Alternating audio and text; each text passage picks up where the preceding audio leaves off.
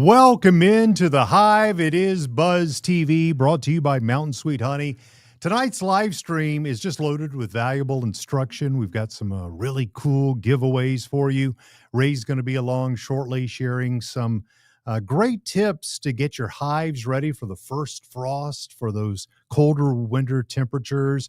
We're going to be diving into the pros and cons of overwintered nukes. Do you go with the overwintered? Do you go with the seasonal? We'll break that down. Hard to believe, but the beekeeping boot camp just over 1 week away. We've got details and some giveaways attached to that we're going to be springing on you guys throughout the show. And guess what? Nikki is back with us. Nikki Sweeney back in the studio with another one of her inspiring women in beekeeping segments. And most importantly, thank you. Thank you for being here. Without you, well, there's no Buzz TV. You're our special guest, so welcome in, and let's turn things over to our expert beekeeper and host for the evening, Ray Sivitz. Thank you, Brian. Hey, since we've got Nikki in here tonight, we've got right leg problems, she and I. Yeah, I knew you were going to bring that up. I thought you were going to wait a few minutes. No, I got to go for the kill right on the front. All right. So let me set this up. Okay. FedEx calls me and says, hey, we have some seats in our executive suite at the Falcons game, and would you like to come? And so, no, I had other plans. So I said, hey, Nikki, do you want to go? And she said, of course. So Nikki, did you or did you not play for the Falcons on Sunday? I most definitely did. I played so well, it was a little embarrassing, actually. It was great. So, yes, would you like me to go into that wonderful story? Tell the story. Yeah, the story is important. It's so embarrassing. The joke here is that I tell everybody I'm clumsy, and I don't think anyone realizes the extent of my clumsiness. But oh, we see it now. Oh, do you? So I will tell you. Now, I did not tell y'all this the other day, so this is actually perfect that you're bringing this up. So when we literally walked around forever. We found our box. We got in there, and I have never sat in box seats for a game before, ever. So, you know, Brian asked just before we went on the air, he goes, how much were the hot dogs? He did. And we didn't even have to pay for our hot dogs. Yeah, you get them for free. We did. We sure did. We ate right. them with our pinky up, right? Yeah. Somebody paid for them. Luckily, it wasn't me. But so you get in, you go in, and it's this cool little sitting area. There's tables, there's chairs, all the food that you can think of. I mean, we had ribs, and there were sliders and mac and cheese. And were the ribs good? Oh, they were so good. Yeah. It was all Fall really off good. The bone? No, unfortunately they weren't. The flavor was good, but they were actually a little tough. But the mac and cheese was all right. It was top notch. But yeah, so we get in there, we grab our plates, and then we go to sit down in our seats. And the way it is, you've got your box, and then you've got I think there was 2 rows of seats that kind of sat down right at the 30-yard line. We're overlooking everything. It was like perfect. Granted, now we're up high in the seats, and there's a small half glass. You didn't fall off.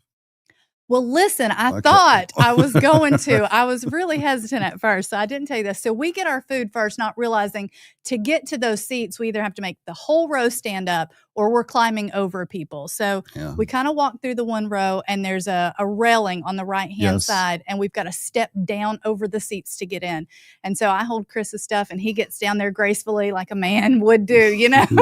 Then came Nikki. Then came me. And well, here's the thing. He offered to hold my plate, but, I don't need no man. Let me do it. So I go to do it. Man hater right here. I know. No, I am not. Independent is the correct word. Okay. All right.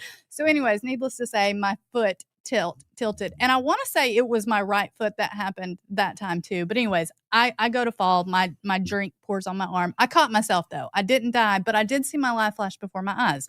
All right, Nikki, we got to speed this up. Okay. All right. Let's get to the true injury. So that's battle number 1. The last one happened. This is when I actually played for the Falcons. Not really. We're done. We've watched the whole game. Everything's great. We're trying to get back to the car, and there was this dang curb. I don't know. It was a 3-inch curb. It was a normal size, whatever your normal size curb. It wasn't anything. And you turned your ankle. I sure did. And tore a tendon. Yeah. And sprained it, and it was good. It was good.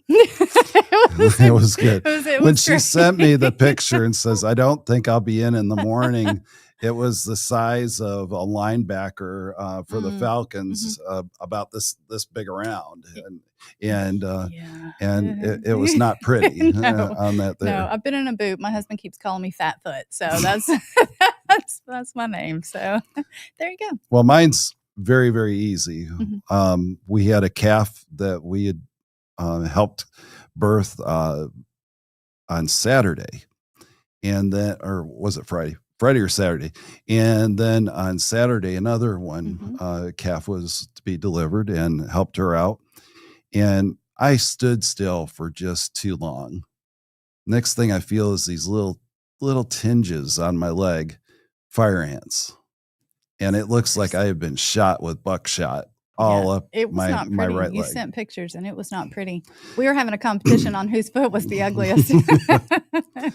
All right. So we've caught everybody up with our right foot, right leg issues. So, all right, folks. Well, let's get started tonight. Let me get a drink. I'm both Nikki and I are nursing a little bit of head congestion. So bear with us tonight. I'm going to be probably drinking more water than ever. Can we confirm that is water? It is water, All right. Brian. Just checking. We've got standards around here. Yes. All right. All right. So let's start out, folks. This evening, I want to talk about the Beekeepers Boot Camp. That is almost 10 days or so, 8 days, 9 days away. It's next Saturday, not this Saturday, but October the 11th from 9 a.m. to 4 p.m. I have 4 scholarships that are available. All you have to do, Brian, is put BC for boot camp. So if you see the crawler there at the bottom of the screen, just put BC like Steve did. Steve Holiday just wrote BC. That's all you need to do to have an entry into this contest. And at the conclusion of tonight's show, we'll announce some winners.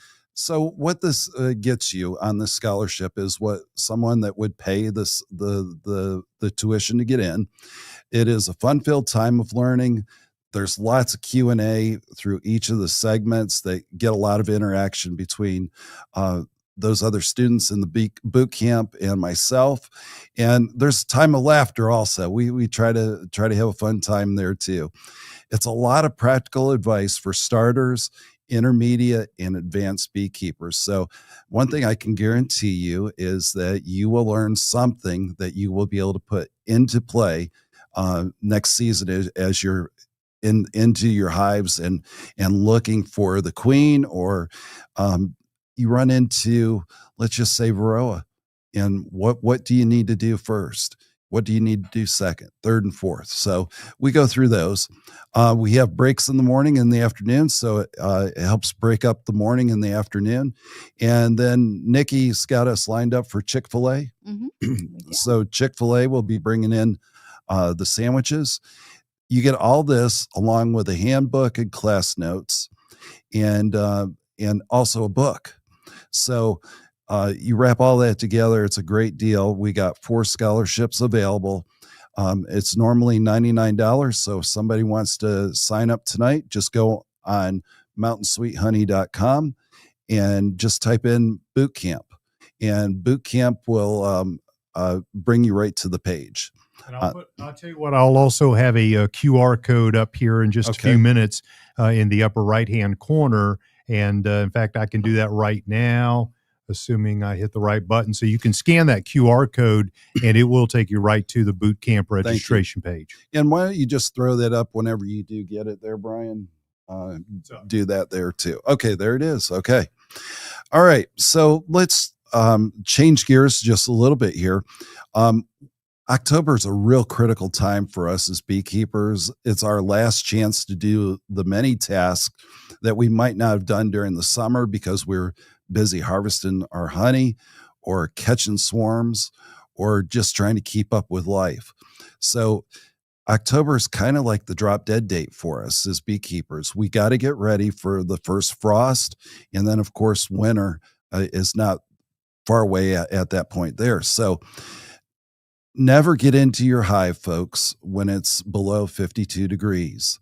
What happens is you chill your bees and you'll also chill the brood. And when you chill the brood, you're going to get chalk brood most of the time on that, or deformed wings, just depending on what stage the larva is in when it gets chilled. So never ever get in when it's below 52 degrees.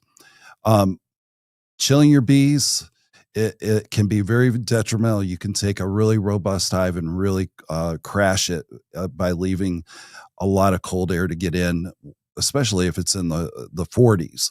So never below 52 degrees. All right. Varroa treatments. This is your last chance to get your Varroa treatment program started. I can't emphasize this, folks, is you got to get Varroa under control, because within the next 30 days, a lot of hives are going to crash. And I mean, that's the first thing that happens going into the first frost. It takes a robust hive and just crashes it. So we got Formic Pro. You can go on our website and order it there. But Formic Pro is the number one treatment for Varroa out there. And remember what we talked about the last couple of broadcasts here is it might take 2 or 3 treatments to get your Varroa down, depending on how robust the Varroa are within the colony itself. So do yourself a big favor, do a test after the first drop, and then do it again after your second drop. And most likely you'll be under that threshold of 4 Varroa on the drop. All right. You want to continue feeding each hive through this period of time. In most areas, the goldenrod is come and gone. And so that is the last stop for the nectar for this year. So it's just so important that we as beekeepers keep our bees thriving. And that's through feeding them 1-to-1 sugar water for now until the first frost. Then after the first frost, you want to drop it back. And I'll have some information a little later on feeding. All right. So another thing that we need to look at is combining weak hives with the best queen. Now, a lot of times I'm just going to put those weak hives in with a robust hive because I know I have a good queen that's there. The problem is if we combine 3 weak hives, we have 3 weak queens, and that's going nowhere. So combining hives with a strong one is the most acceptable way on that there. Look for diseases like deformed wing virus or nosema. And I'll have a couple slides here in a minute on nosema. and also the wing virus, we'll have a slide or two on that there too. Pest issues. We want to look for small hive beetles. This is one that will crash the hive also during the off season here. Cockroaches are just more of a nuisance, but the small hive beetles is something that you got to jump in front of now before it's too late. Brian, let's go to the next slide here. All right, so this is nosema, and nosema is basically diarrhea of the bees. They have not been able to defecate for a period of time, and they get a stomach virus, and that stomach virus will look a lot like this on the outside. Now, when you see this as a beekeeper, you got to jump into action really quick, and what you want to do is get Dawn dish detergent and get it in some water, some warm water, and just go on the outside with a scrub brush and get that off, because what you see on this picture is still contaminated, and it will just get other bees the virus of nosema. So cleaning it up is highly important there. And most of the time it will be 3 sides of the hive that you're going to have to clean on that there. Is it ever the inside of the hive, or do they it's always always do it on the outside? Yeah. Okay. Yeah. All right. Let's go to the next slide here, Brian. All right. Deformed wing virus. It can happen in a lot of different ways, but the way that I see it most often is you have your brood on the outside of the frame, and the cluster is just inside, exposing about 1 inch that they just can't keep warm enough during the fall and winter months. So that outer 1 inch tends to be a lot more chilled, and that's how deformed wing virus happens. And as you can see here, it's just really a translucent type of appendage there. So that's what it looks like, and it's just really important that we understand as beekeepers what we're looking at. All right. I am going to throw out a question real quick that Yes. that came in here, so you can get another drink of that All right. wink, wink water over there. All right. This comes from Pam, and she says, I just put some food on my hive, and I've noticed an odd odor at the hive. I've not looked in, but I've wondered if this is indicative of a problem. All right. Well, Pam, if it smells like a locker room, a guy's locker room, that is most likely goldenrod that has been brought into the hive there. And it is a completely different smell than what you would see during the spring and summer months. That is probably what you're smelling on that there. All right. So looking back at our October task here, honey stores, we need to evaluate this. And honey stores are going to be very, very important as we're measuring the consumption rate of what our colonies are going through on a month-to-month basis, when we need to feed, when we don't need to feed. And what I found very, very helpful is I go to the back of the hive and I just use a lift from the bottom board, just lifting it up. And how much effort is it that it takes to pick up the back? I'm only going to be picking it up about 1 inch. So I'm going to know what that weight is. And as we get into the winter months, it's going to get lighter and lighter. Now, if it is where it's extremely light, then man, I've missed out on my feeding and my bees are beginning to dehydrate and soon will die. So what I would suggest is in the South, we use a 1-to-1 sugar water ratio. That's 1 part sugar, 1 part water for until we get to the first frost. And then at the first frost, I would go 1.5 to 1. So it's going to be more sugar than water on a 1.5 to 1 ratio. In the mid states, and what I call mid states is above Tennessee going up to Ohio.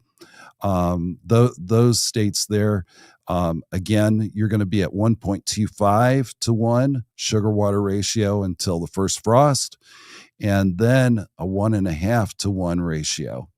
And eventually, when you get into December, you're going to go into a 2 to 1 for the mid states. All right, northern states, right now you're going to be at 1.5 to 1 sugar water ratio until the first frost, and then 2 to 1. Yes, that is a very heavy syrup. The 2 to 1 is, but it is what the bees need for that time of the season.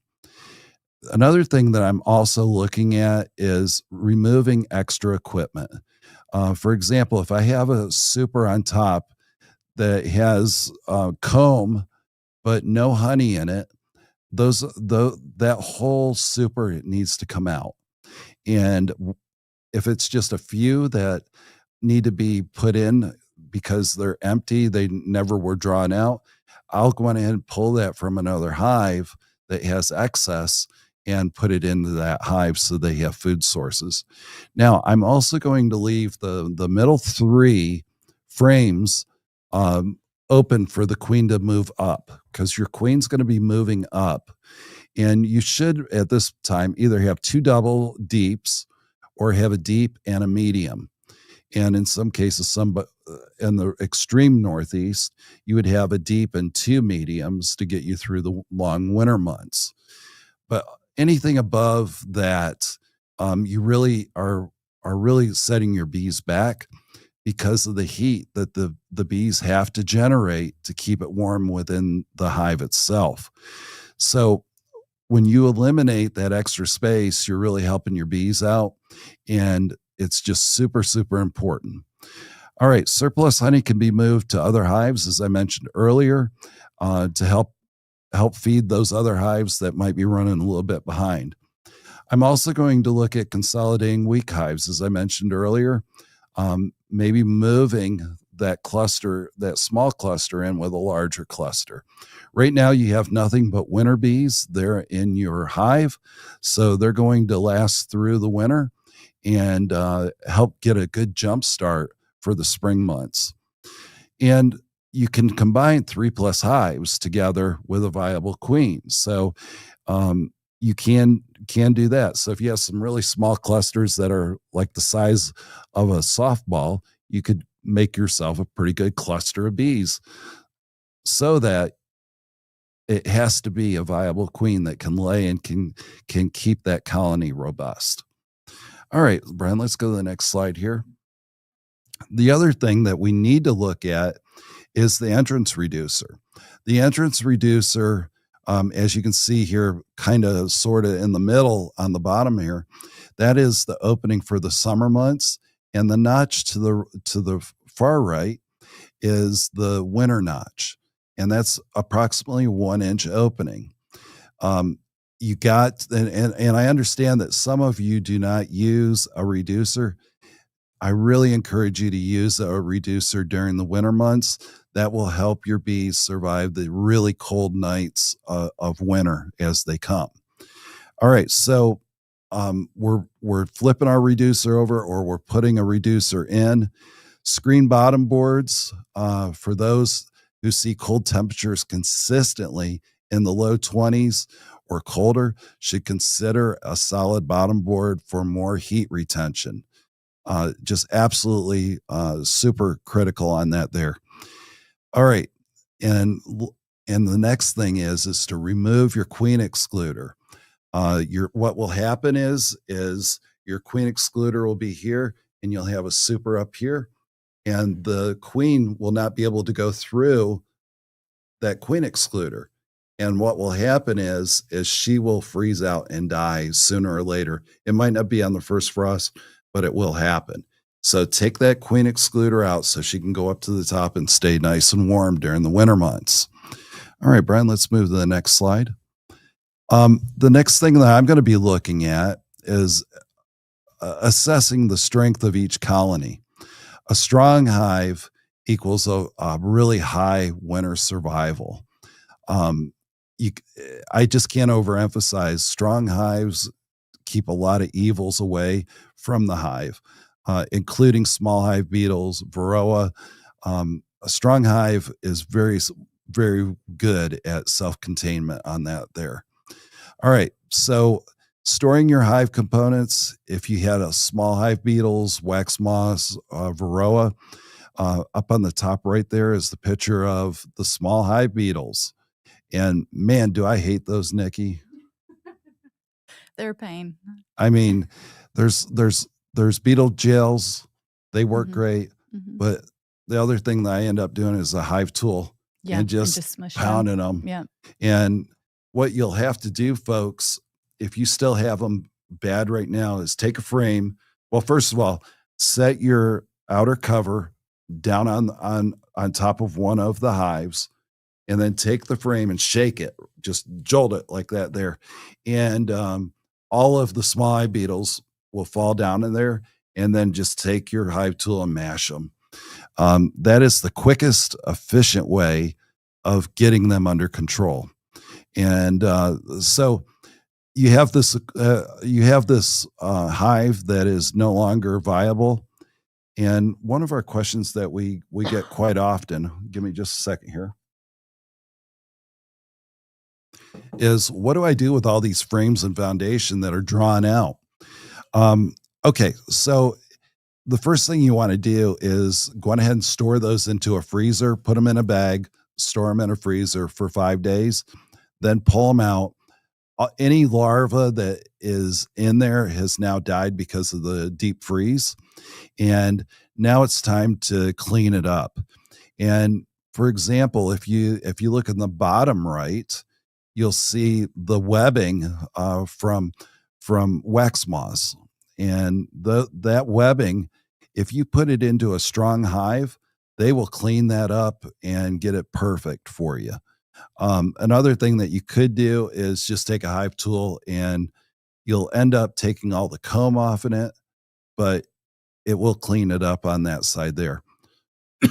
Excuse me. All right.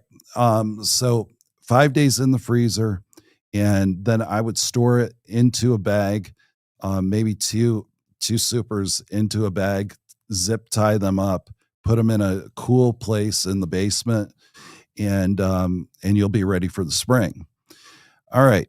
Maintenance on hive components. There's quite a list, folks, for us in October here. Patching holes, painting, squaring up supers. The list is endless on maintenance, but this is the time to go on ahead and start getting in front of it so you're ready for next season. All right, Brian, do we have any questions that have come in? I do have a comment that I wanted to pass along from our friends Fishing for Bees. Great information on the nosema. They really appreciated that.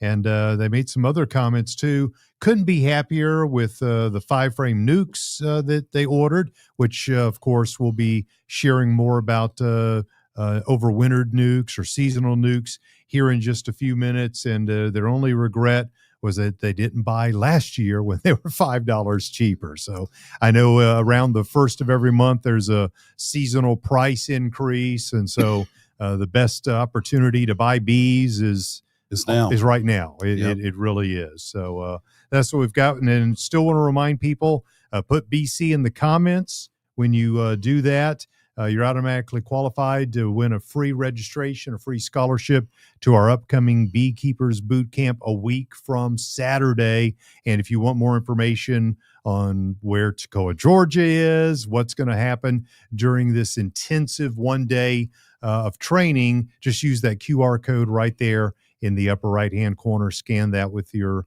camera on your phone, and it'll take you right to the page where hopefully you'll say, yeah, this is for me, and go ahead and sign up. We would love to see you on October the 12th. And the QR code is the one that gets them to the Beekeeping Boot Camp. That is correct. So that will take you right to that page on our mountainsweethoney.com website. All right. So, Nikki, are you still nervous? All right. It's been too long. Yeah. Well, welcome back. It's good to have you here in the studio.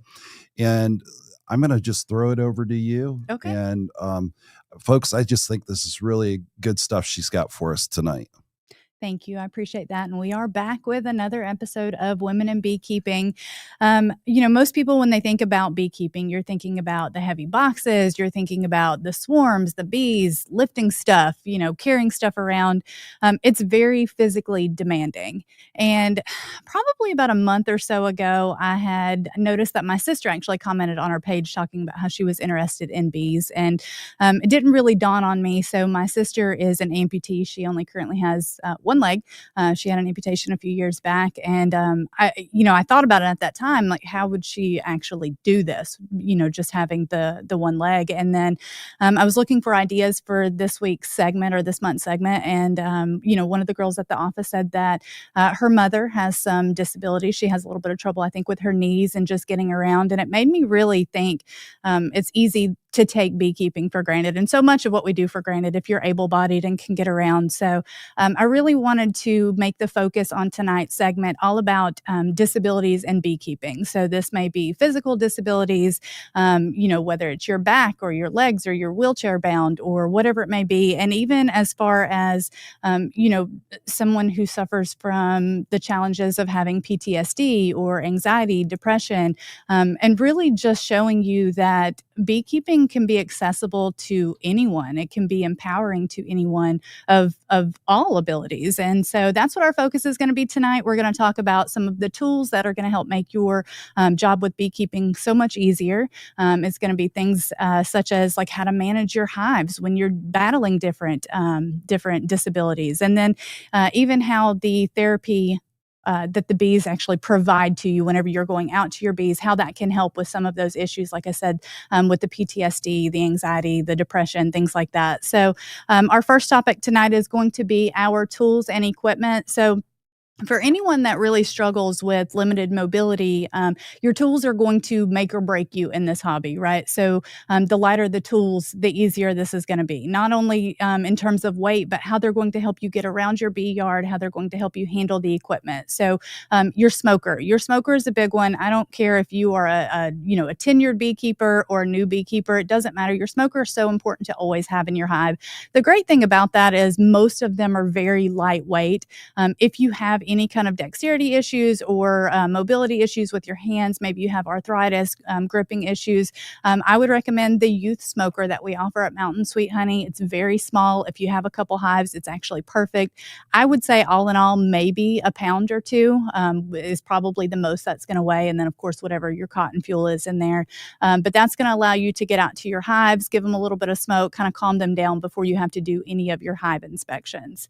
The other thing on the screen is going to be the tool gripper. That's that middle photo there. So if you're someone that suffers from arthritis or grasping in any way, shape, or form, that tool gripper really helps because you don't have to have that really finite dexterity to grab your frames out of the hive. You can literally use that gripper as you see on that photo there and just grab your frame up. That allows you to pull those frames up, do your hive inspections, do whatever checks you need to do, and you can just put them back in your hive. Or on that third picture there, you'll see what's called a frame holder. So the great thing about that frame holder is even myself, I use these all the time because as you're going into your hive and you're pulling those frames out, you've got two options. You're either going to hold it, put it back in, or you're going to hold it and you're going to set it on the ground next to you. And that's okay, but this just makes my job so much easier. It actually fits in between your supers or your deeps. As you can see, check your frame, hang it there, and it's just there whenever you're ready to put it back in, you can grab it. So there's no bending over. There's no having to put it back in, pull another one out. So again, just something to make things a little bit easier for you as you're doing your hive checks. The other would be our European hive tool, which is in the bottom corner there. It's just like your standard hive tools, but it's significantly longer. Ray, you may know what the length is on that. Is it about It's about 16 inches. 16 inches. Okay, I was going to say 18, somewhere around in there. Mm-hmm. So yeah, so the great thing about that is you still need to get into your hive. You need to do your checks. That's going to go down a little bit further if you need to do that. That way you're not having to kind of reach down in there. If for any reason you need it, it's just a bigger hive tool for you.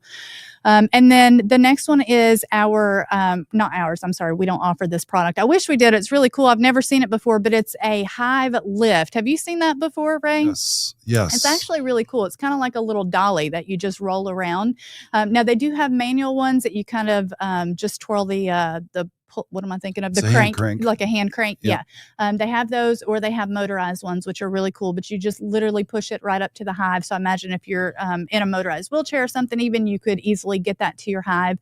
You can just drive it right up, hit the little button or turn the crank, and it will pick either the entire hive up, or you can raise it up to the height that you need to put it in between your supers. So if you're doing hive checks and you need to inspect there, you can put that right in between the supers and lift it up, and that's going to give you easy access without having to bend over, reach into your hive, lift up those boxes.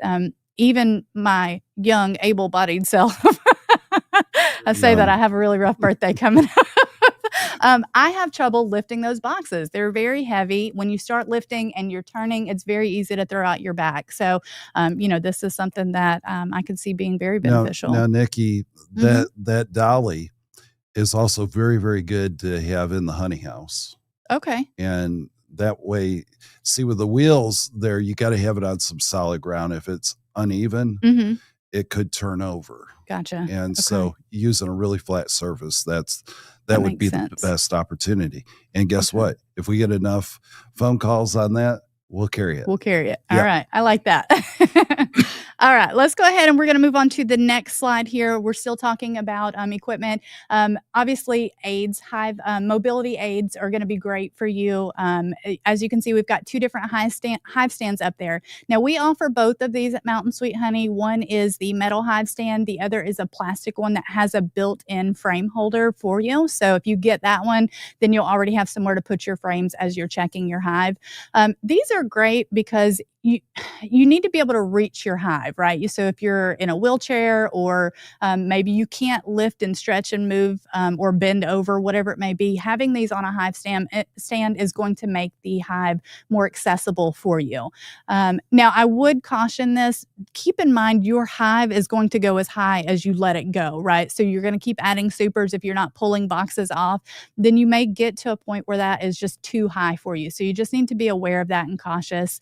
I had a friend build a hive stand for me a couple years ago, and I absolutely loved it. She did such a great job, welded it all together. The problem is the hive stand itself sat about waist high, and while it was really sturdy, and you get 2 boxes in and you can't do anything because then you're above your head trying to lift. And so I ended up having to take hives off of that. So just be cautious of that when you're looking at your hive stands. One of the things that was actually brought to my attention that I had not thought about, but I found a great picture, was using a wheelbarrow to get your hive equipment or beekeeping equipment to your bee yards if you're able to walk out, but maybe you just can't lift everything, but you need to get your equipment moved around. A wheelbarrow or some sort of dolly is a great idea. That'll allow you to pull your supers if you need to. You can put them in the wheelbarrow and just roll them back. Side note, do you call it a wheelbarrow or a barrel? Wheelbarrow. Barrel? Like with an L? Okay. That should be something I know, but I always call it a barrow. Yeah. I'm from the South. We say barrow. Do you? Okay. Like Barrow County, Georgia. Yeah. Yes. Get the wheelbarrow. It sounds right to me. Good job, Brian. I use it in my apiary. Do you? Mm-hmm. Okay. It makes sense. I mean, I would think that it would make things a lot easier. So interesting. Anyways, I had never thought about it before. The next thing is going to be your beekeeping, your jackets, your clothing, your veils, your glove. Obviously, we've talked in the past about using a good goat skin beekeeping glove.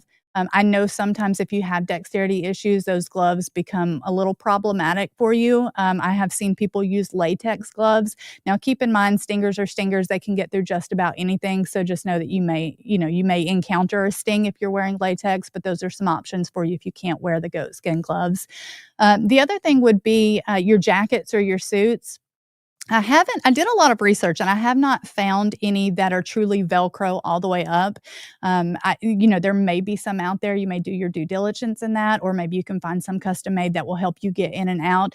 And I say that because I know I've talked about my friend on here before who is older. I got him into beekeeping a couple years ago and got him the jacket, got him the whole setup. And he has mobility issues with his fingers, dexterity issues, and zipping that up, he always has a hard time. And he does it, he gets there, but I can see that it's frustrating for him and it takes him a little bit of time to get there.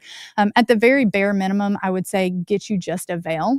A veil is going to provide some protection for you. You can get you a thick blue jean, like a long sleeve shirt, blue jeans to put on to kind of help cover the rest of your body. But if you've got you a good veil, at least that covers the most important part, which is your face. I think that's important to make sure that you keep that covered. That way, if you do have some angsty bees, then you're not taking those stings to the face.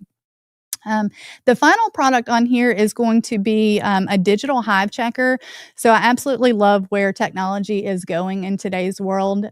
This takes a lot of the guesswork out of beekeeping. Now, I have not personally used this, nor do we carry this, but it is interesting to think where it goes, that you can literally sit at home on your couch. If you're someone who can only get out a little at a time, maybe you don't want to go out and check every couple weeks in your hive because you physically are unable to.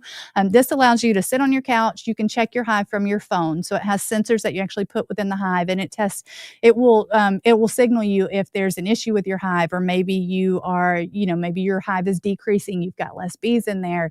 If your honey supers are getting full, it can detect if they're on the verge of a swarm. So it's actually pretty cool. Have you seen these before? Nikki, there is a really good thing on these apps on the phone with these is when you have a nectar flow, we'll just say it's poplar, tulip poplar for us. And that all of a sudden you go from 50 pounds in that hive. Now you're at 55 overnight. Yeah. You know that flow is in full force. And that tells you, one, hey, I better go out and check and make sure there's enough room. If not, I need to put another super on. Yeah. Which eliminates swarming. Yeah, on that's that good. there. I hadn't If you really keep thought up about with that. your app on it. Yeah. Now that's something you have to do fairly religiously every Mhm. morning or every evening. It has to be consistent Yeah. on that there. Makes perfect sense. That's interesting though to think that how far technology's come. That's And pretty neat. again, if your customers see that this is something that you want, call Nikki. She'll get it in front of me, and we'll make it happen on our side. But that's That's right. technology, as you said. Yep, that's it.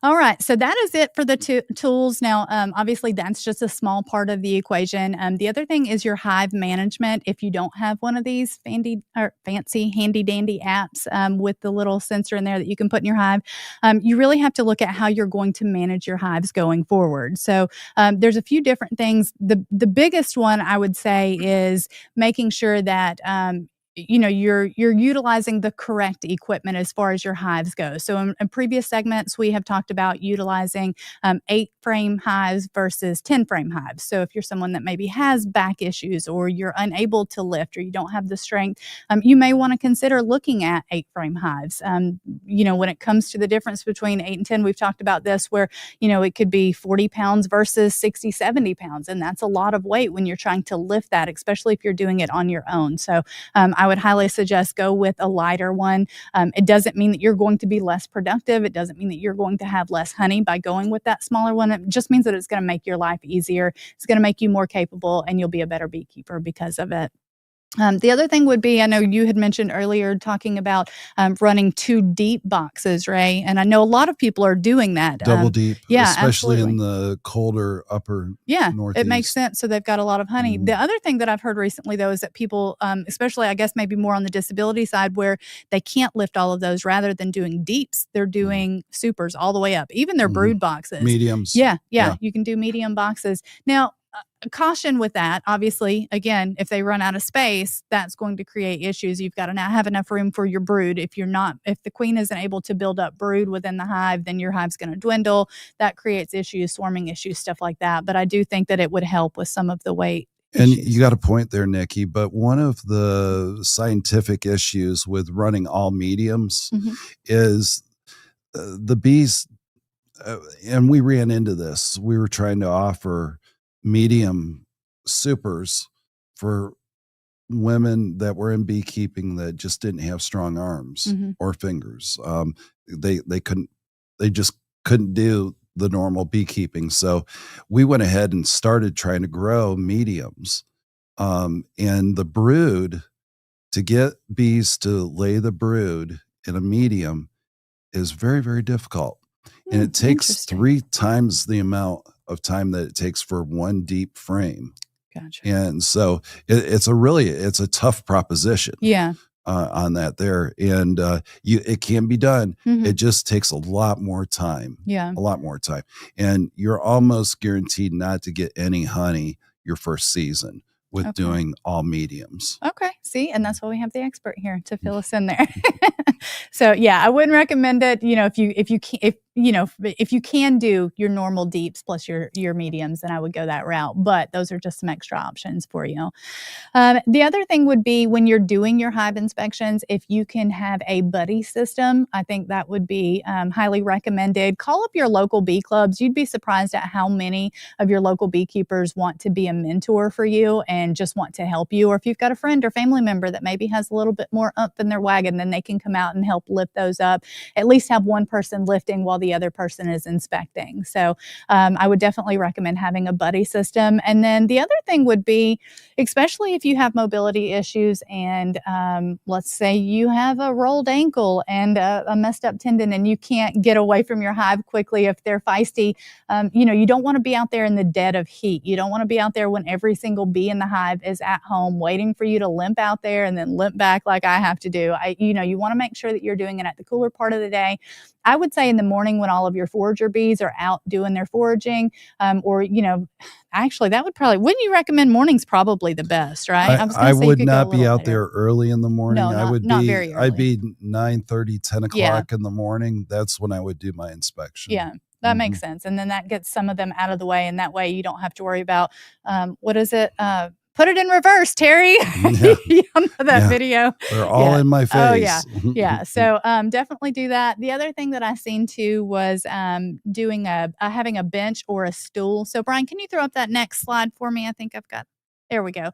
So it was interesting. This gentleman had just a stool, or maybe that's a hive box sitting there, but right there at his hive, which I thought was a good idea as well. That way you're not having to bend over or stand too long, whatever it may be. You've got a little bench there that you can take breaks or grab a frame, sit down and kind of look on it or look at it. And then, of course, the top bar hives. So those are actually really neat hives. I don't have one yet, but I hope to have one eventually, just because they are different. They do make things a little bit easier for you, especially as you can see, this person can just kind of roll right up or go right up to their hive, look inside their hive. There's no lifting of boxes. Everything is right there, right in front of you. You can just grab your hives or grab your frames and do what you need to do with them.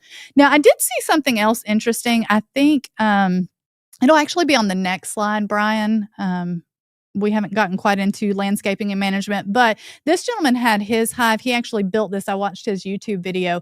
He built this little kind of like a tilt system for his hive. So that way he could just set it directly on that concrete slab and then it would tilt over so he could get to it, which I thought was really neat. Yeah, I think that's very interesting and very inventive on that. I see why he does what he's doing on that. Yeah. Makes it easier. The other one, I don't have a picture of that. I watched a video of it, was a hinged hive. Have you ever seen those? Where essentially every super that's added has hinges, and they would open it from the side versus like opening from the front. So it would hinge open. So all your frames are still intact, but you could hinge each box so you could get to the frames. Pull them towards you. Mm-hmm. Yeah. Yeah. That's a European type of hive. Yeah. There. Okay. Yep. Yeah, so they're pretty neat, but those are just some options for you. Since we are on this next slide, we're going to talk about our kind of your landscaping and hive, your hive yard area. So I think this is really important. Elizabeth is one of the young ladies in our call center, and she was discussing, she's the one I was talking about earlier, her mom and some of the things that she does because she has a hard time getting around in her yard, and also specifically discussing if you're going to be a mentor for someone and have them come to your yard, or you're going to have people into your apiary around your hives, making sure that you have flat area that they can get around on, whether they're disabled or not. You still want to have an area where you can get out there without risking harming yourself, rolling an ankle. I keep using that, but anything like that where you get hurt. A concrete slab is great for someone who is in a wheelchair if you can put it on a concrete slab. The other photo there has just packed gravel, which I think is good as well. Just something that's flat, stable. You just don't have to worry about having any issues getting out. Your landscaping, making sure that either you have no weeds or brush around it, so you don't have to worry as much about the weed eating. Or I have the salt there. I have never done this, but this was brought to my attention by Elizabeth. Her mom actually goes out and puts salt all around the hives because it'll help kill the weeds. And when I was doing some research on that, you can either just pour the table salt out there, or some people will mix it with water and just spray it. Caution you that it can kill other plants. So if you have flowers and things like that, you may not want to. But if it's just for weed kill, then you could go out and do that. And it's a more organic way of getting rid of weeds around the hives. All right. And I think that's it on landscaping and yard management. Sorry, let me get my notes pulled here. The next thing I want to talk about is community and support programs, because obviously making your bee yard accessible and safe is just a small part of what really happens. Once you're there, once you're in that beehive, what happens there is just so much bigger. We talked about earlier how beekeeping can become a type of therapy. And I've said this before. So when we're in the midst of bee season, and we have 1,300 packages lined up in our warehouse, and I'm in there and I'm in between all of them, you would think that it would be the most stressful, heart beating, racing moment, but it's actually so calming. You hear the buzzing from the bees, and it actually brings it, like, I would love to just kind of monitor my heart rate in that moment, because it does kind of bring about a peace and calming, which I think is what works for a lot of people that are suffering from PTSD or anxiety, depression, whatever it may be. They're hearing the bees, the having their hands on and actually being in the hive. They can take their mind off of things that they're going through or things that they're thinking about, and just focus directly on the bees, and really give just a sense of purpose when I was doing research on this and how I was going to incorporate this into this segment, because I knew it was really important, I really guess I didn't understand. You hear about PTSD and things, that they go through, military men and women and responders, but I don't think I can truly understand that because I've not been in that situation. But it basically said, they go out and they fight and they do all this stuff and they have this extreme sense of purpose that they're out there doing, and then you come back to your civilian life and it's almost not mundane, but you've lost that sense of purpose, and you just spend all your time in your head thinking about things that have happened. So it's really interesting to see how much working with the bees has really helped a lot of our military men and women and responders with that. So I do want to highlight 2 programs because of that. So the first one is going to be Hives for Heroes. So I want to highlight this one specifically because this program is nationwide. It's offered in all of our every state in the U.S. So it connects our veterans and service members as well as our first responders with experienced beekeepers. You get a mentorship with that kind of helps give them that sense of belonging after they return and after they've gotten out of the service. I'm putting the link up here for you guys. So if you want to get more information on that, click on that link. Well, I guess you can't click on it. Go to that link. Go to that website. Yeah, that QR code, Nikki, is for our boot camp. Yes, folks. That's right. So if you click on that, it's going to take you to boot camp. All right. Yes. So just type in that link, that, and you can go over and see what that's about. So if you're in one of the states that's not here local to us, then maybe you can go if you or someone that knows, if they want to be a mentor or donations or even just learn more about the program, it's there. The other one I want to talk about is Bees for the Brave. We've got that link up there for you as well. This one is a little bit closer to my heart only because not only for many reasons, but a big reason is the family that began this program. This is Steve and Valerie Priel. So they are out of Westminster, South Carolina. And I actually met Steve when I first started here a couple of years ago. I noticed, he was one of the guys that kept ordering bees after bees after bees. He'd order product every live show. He was always on, very supportive, just a super cool, down to earth. He came into the store one day and I met him for the first time. And we got to talking about, him being in the Navy, being in the military, and he and his wife have a farm up in Westminster. And I went up there, bought some soaps from them. They do goat's milk soap, all kinds of stuff. And he basically told me that he had started this program, Bees for the Brave. And so he told me a little bit about it. And we have a video. God bless him. He was last minute, very last minute. And I said, Steve, I really need your help. Can you possibly get me a video together and tell me a little bit about Bees for the Brave and kind of what you do? I'm not kidding when I say this was like 5:00 yesterday because I've had such a rough week. I was like, are you busy? He was like, I'm waiting on 5:00. What do you need? And then I told him, and he made it happen. About 11:00, he sent this video. So I want to share that with you before we go into it. I do want to say that if you do see the video kind of look like it's blurring in and out, I do believe that this was intentional with his editing skills to kind of show what it's like in the mind of someone who maybe does have PTSD or is a first responder or military worker that's coming back and they're facing these challenges, and you kind of find yourself in what I can only assume is like a blur in life as you're finding your way and working through the beehive. So without further ado, let me show you this video here. Brian, if you want to get that going.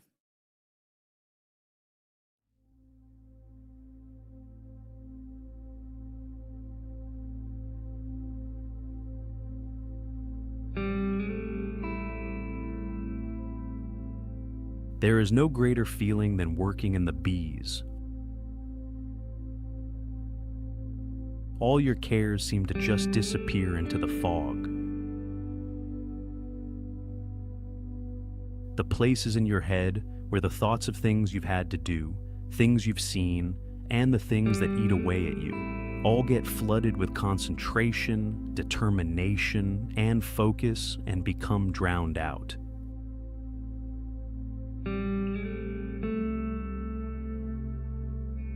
It's at that moment I find I'm where I want to be, and not the dark place I always am.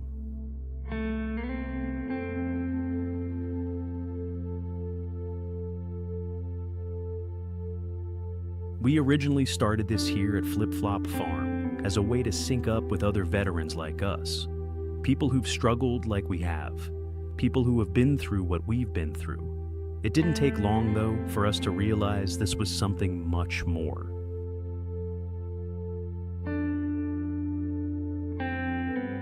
We started doing the research and found out that others were benefiting from the therapeutic value of working with the bees like we have been, and we knew we had to share this with other people.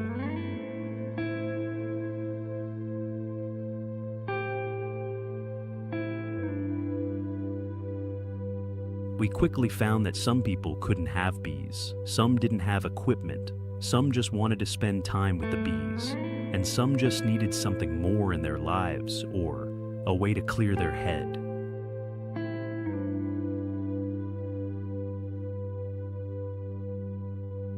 We knew exactly what we needed to do. We knew this could help others, so now we work with other veterans and first responders to get them working with bees for a multitude of reasons.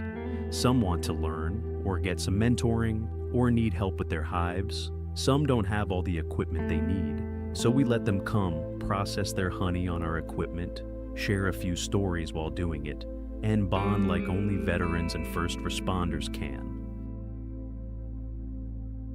We can show you how to push those things into the fog, how to focus on something bigger again, how to serve something greater again.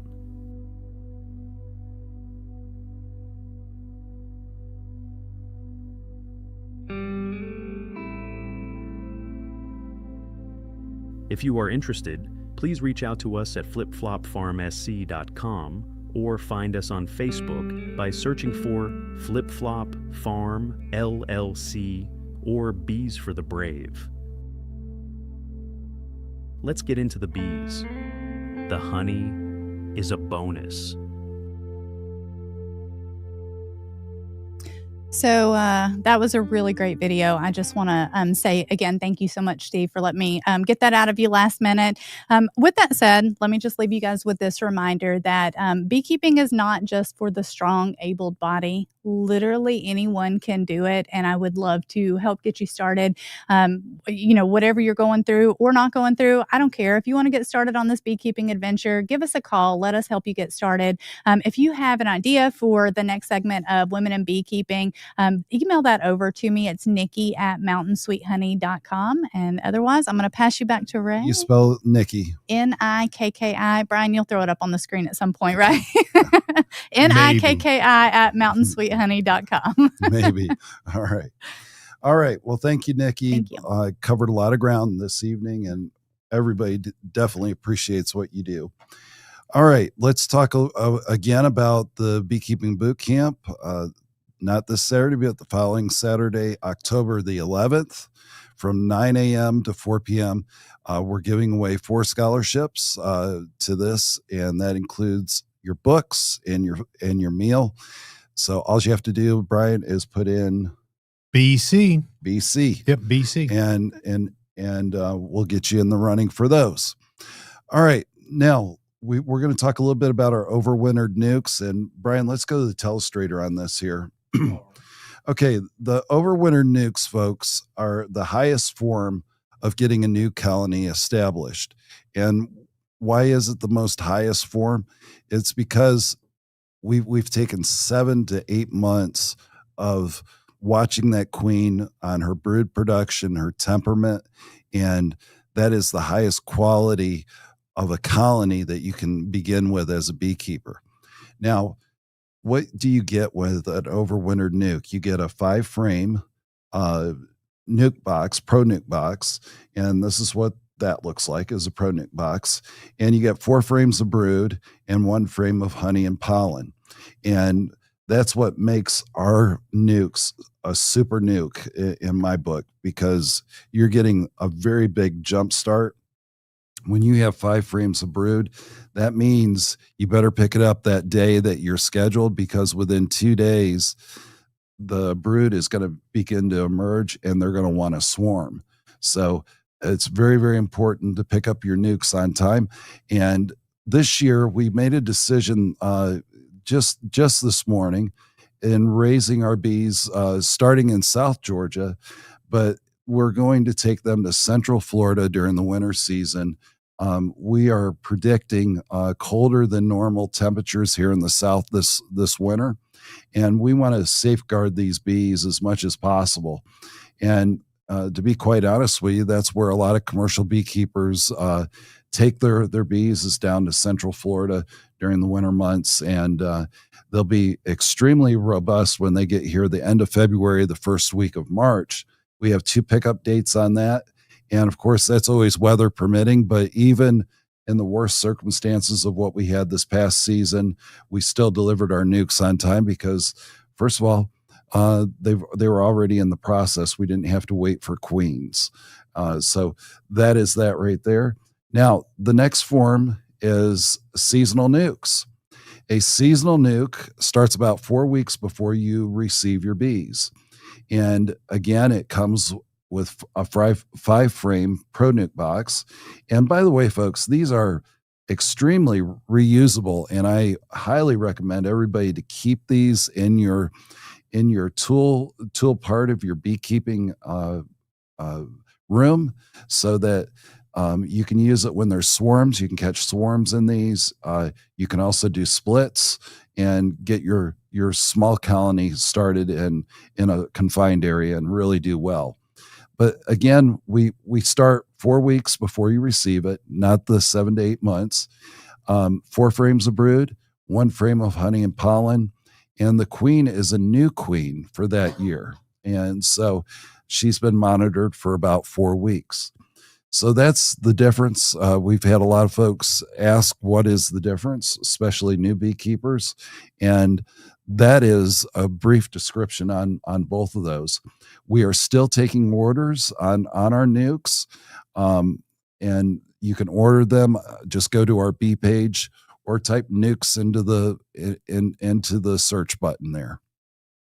All right, Brian, have we forgot? Oh, yes. Hold on here. Excuse me.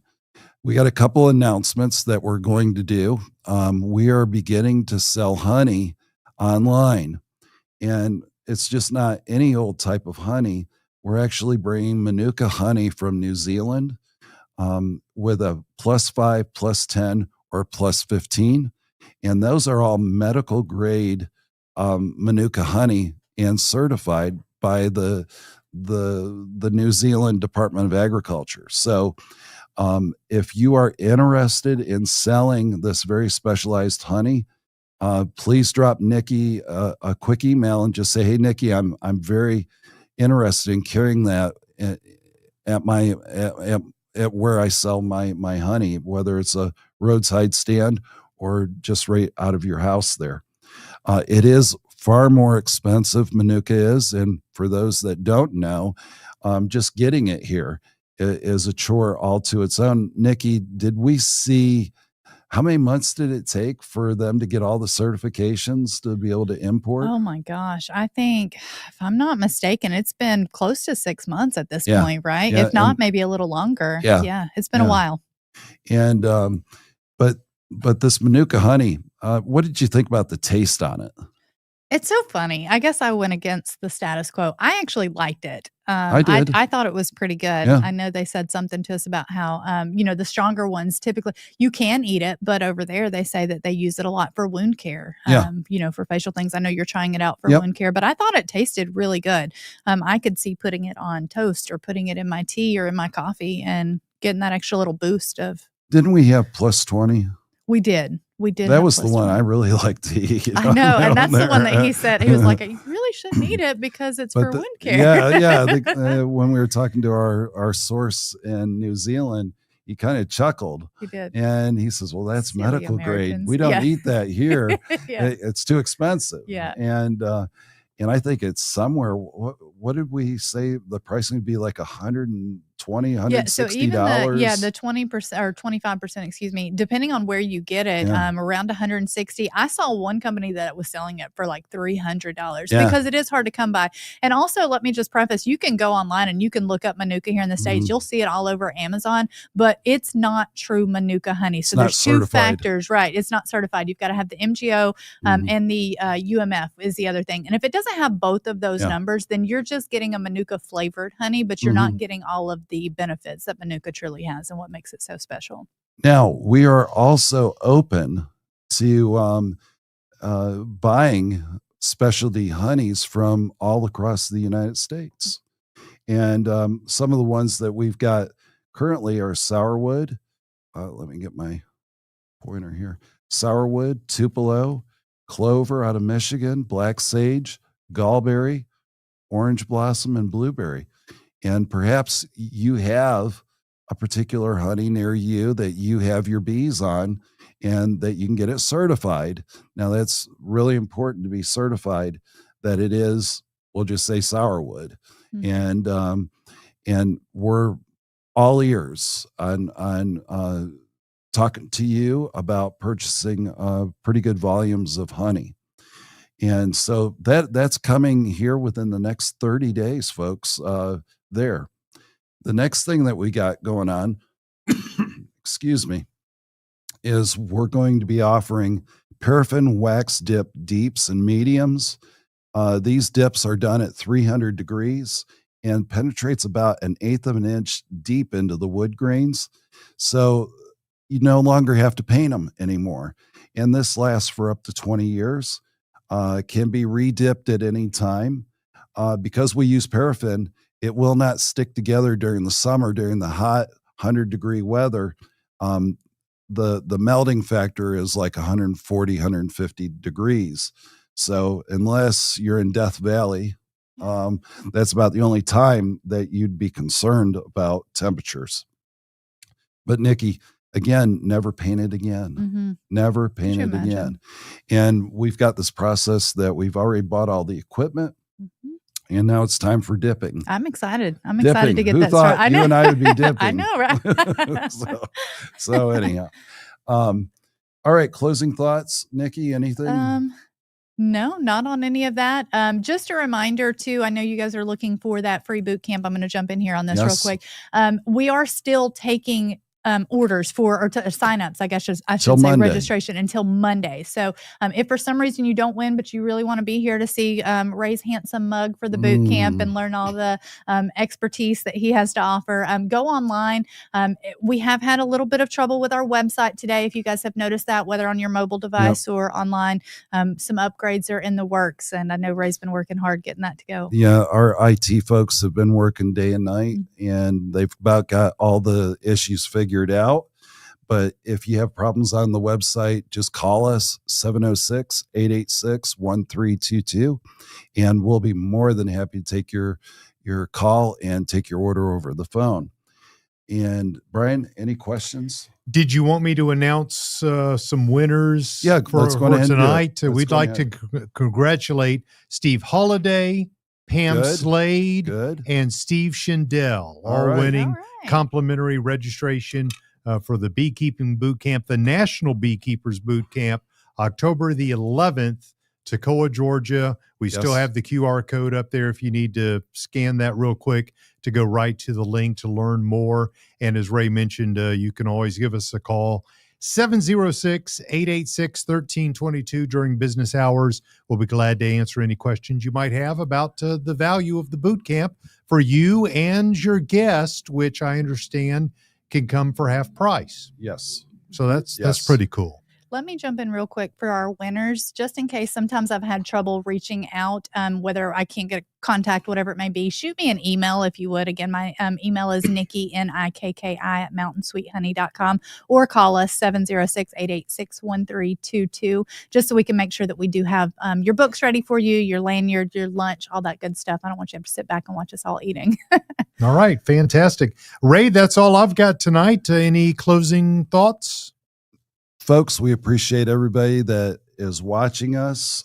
We looked at some some numbers on our social media, and it's just outstanding. What was it? 454,000 It was views in 30 days. yeah, And it was pretty amazing. yeah, That's huge. That's huge. I could never dream that big, Mhm. Nikki.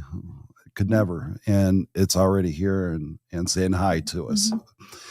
With that, we're going to say have a good evening, folks, and we'll see you next month.